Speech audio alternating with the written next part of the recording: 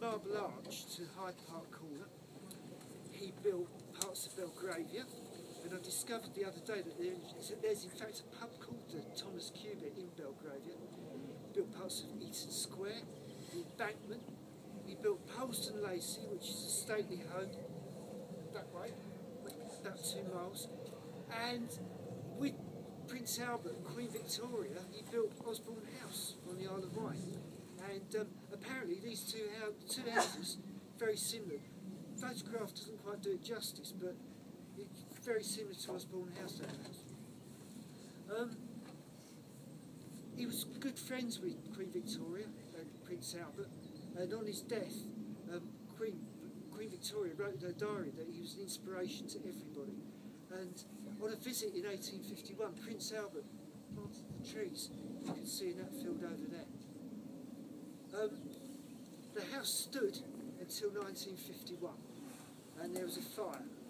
And up here on top of Ranmore, there's no natural streams or ponds, lakes. If you need water, you have to sink a well 450 feet down. So the house burnt, and it was stripped out and then finally demolished. The current owner of Denbies purchased the estate in 1984, and what existed up there was the basement full of rubble.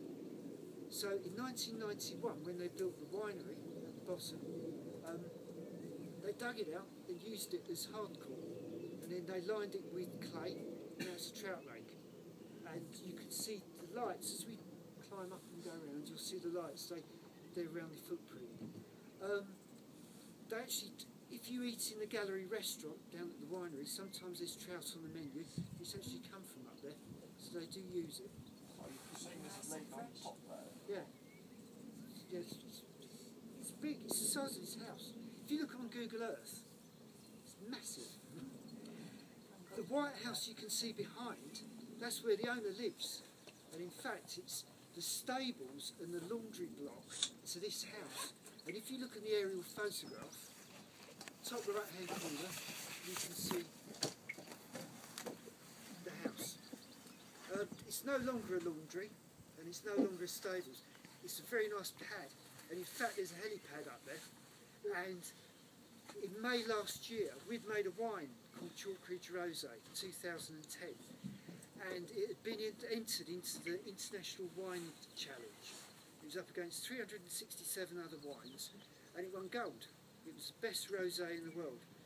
And to celebrate that, Prince Charles and Camilla landed their helicopter up there, and they drove down to the winery.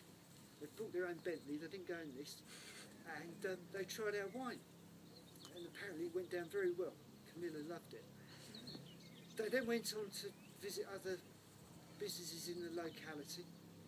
And you see the spire behind the house in the distance? Well, that was built by George Cubitt, who was Thomas Cubitt's son. And he built that in 1859. Queen Victoria had made him the first Lord Ashcombe.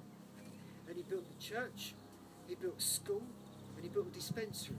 So the children were educated in the school, and if you had a daughter, she would be educated in the dispensary for domestic work, to work in the house or down in the town.